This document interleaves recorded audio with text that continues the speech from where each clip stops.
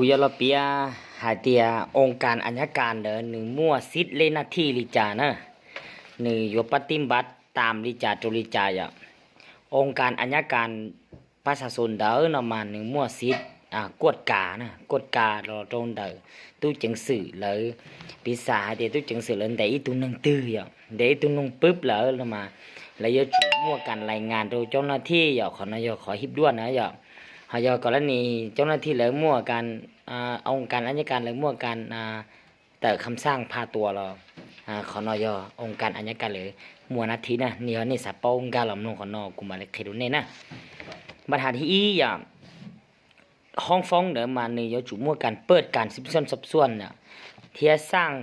ฟ้องผู้กระทำผิดเนี่ยโดยจิปูหนึ่งดีเลยนะถูกผู้กระทำผิดเนี่ยมันจิปูดีเลยนะเท่าที่กรณีเอกสารที่จ้าแจ้งด่าตุ้ตามด่าองค์การซิบซ้อนซับซ้อนระยะคือปกสเนอตัวตัวอัญญการแล้วอยากจะมั่วข้อมูลเพียงพอมั่วรัฐฐานฮัดกลุ่มแล้วนะเจสามารถสั่งฟ้องผู้กระทำผิดโดยสารโดยจิปูหนึ่งดีจากคดีอาญานะขอนยหน้าที่ในองค์การอัญญการนะปัญหาที่เดี๋ยวองค์การอัญญการนอนออกมานี่อย่ามั่วการติดตามกฎกาอย่าการเคารพอย่าระเบียบกฎหมายเดี๋ยวเชนดำเนินคดีป่วนยันยังนะอย่าง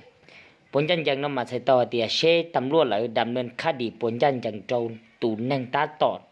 เจ้าข้อสงสัยเดี๋ยวฮาเตียนี่อย่าก็ทำผิดนะปัญหาที่เป้ละมูนะเจและยอดติดตามเพื่อกวดกาอย่างเพื่อจีปูก่ออีตุนังตือเจ้าเจ้าเจ้าเกอเจ้ากักตัวอย่างแล้วเจ้าห้องฟ้องหมู่เจ้าอย่าจีเจ้าเจ้าเกใจนะเจขอนย่อองค์การอัญญการไหลมั่วซิดเลหน้าที่กวดกาลินนนะกรณีย่อเตียเกอเกียเท่ากอเหรอเจนั่งเลยเท่ากอเชาเกียมเบอร์คำห้องขอความเป็นธรรมกาเกียมตัวอัญญการนะเจหาเตไปตุนหนึ่งจิตเตาอวลินอเตียชีองค์การซิบซ้อนซับซ้อนหรืออวลินอไปตุนหนึ่งจีเจ้าไปตุนหนึ่งเหมือนกันมาเปจีเตาลีจีเตาลีสะทอเก่งจังจังรอนแต่เน่นะเจข้อนอนแต่ละข้อไหลกดกาเนี่ยกดกาติดตามกดกาเขานอนนะข้อที่เป็นนะข้อที่เปล่าติดตามกดกาย่างเข็มงวดอย่างเพื่อบ่ให้ผู้กระทำเพื่อบ่ให้ ผู้บ่ได้กระทำผิดอย่าเท่าแต่เราเลยนะจะข้อที่เปล่านอนเลยสามารถติดตามกฎกาอย่างเพื่อตูนั่งก่อนยันยังมาก่อนนี้ยันยังที่เตี้ยอย่างผู้บ่ได้กระทำผิดอะไรอย่างนึ่งจีเตาพวกนึ่งจีเตาเฉาเลยมาองค์การอัญญการอะไรอยู่ป่วยอะไรอย่างมั่วคำสั่งลบล้างคดีตักละเตานะเขาเนาะนะข้อที่จีน่าจะองค์การอัญญการเลยปอตอเตียเนซาเด่นได้คำห้องของความเป็นธรรมมูลโลน่าจะระยะทวงสำนวนคดีอย่างกรณีเท่าลินได้เปรุลีเลยโลจันเดตามบุญนอจันเลยเขาจีซาไปตัวหนึ่งระยะจีมุนไปจันแต่ซาตอลีน่าจะเนสามารถมูหายโจเขาองค์การอัญญการเลยนะสามารถมูหายโจเขาสามารถมูหายโจเขาเลยจะเลยสามารถทวงเอกสารในสำนวนคดีอาญาเตอหาเตียอวลิจาเลยคดีลินอโยอลิจาเลยสากะเนมัวจ่อเอกสารที่เกี่ยวข้องเตะตูผู้กระทำผิดเด้อเจ้าลอมูเจ้าเป๊ยาโตกดกาคืนนะสายะข้อที่เจ้าเราจะเข้าร่วมการสืบสวนสอบสวนคดีอาญาเที่ยในกรณีจำเป็นสามารถดำเนินสืบสวนสอบสวนด้วยตนเองเตากรณีเจ้าหน้าที่แล้วดำเนินตามหลายโลระยะเดียเข้าร่วมการดำเนินคดีน้ำมาใส่ต่อเดียหลังจากทุนนั่งรอเจ้าหน้าที่หลังจากทุนนั่งปุ๊บรอโลนั่นเจเท่าไรเก็ตกรรมข้อมูลเตาต้าเจระยะหูองค์การอัญญการนะตู่ห้องหัวหน้าบอกระยะตู่หัวหน้าที่รับผิดชอบคดีน้อเนาะเจนี่อยู่เตารอเข้าร่วมกองประชุมอะไรวะเจ้าข้อหาแล้วจีอะไรมั่วลิจาจุลิจาอะไรโปรโมทดำเนินคดีไปแล้วอะไรจีดำเนินคดีน่าจะหัวหน้าองค์การอัญญการแล้วยุดเตาหลอกเข้าร่วมที่ชีนะเท่าไรเราเข้าร่วมแล้วกรณีจำเป็นชับเปลือองค์การอัญญการเลยฮะเตียจีลี ชินชวนจันแยงนะเจหัวหน้าองค์การอัยการหรือสามารถหมู่สิบส่วนซับส่วนได้ตูนแน่งหัวที่จงเกินแต่ละ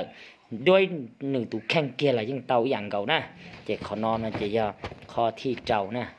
สิทธิ์เลยหน้าที่แต่องค์การอัยการมันเหลือม้วนเตานะเก่าอ้อคอสิทธิ์นะข้อที่ชายอกรณีตู้จังสื่อแล้วมัวข้อมูลจีเพียงพอระยะและยังมัวหลักฐานจีเพียงพอนะเจองค์การอัยการเลยสามารถไต่คำสั่งลบล้างคดีนะด้วยบทที่ต้องตามกฎหมายหรือบ่มีเหตุผลนะเจองค์การอัยการเลยสามารถไต่คำสั่งลบล้างคดีได้องค์การอัยการองค์การสืบสวนสอบสวนนะคือปกสนะข้อที่หยีอย่างให้การแนะนำเป็นรายละอักษรอย่างกรณี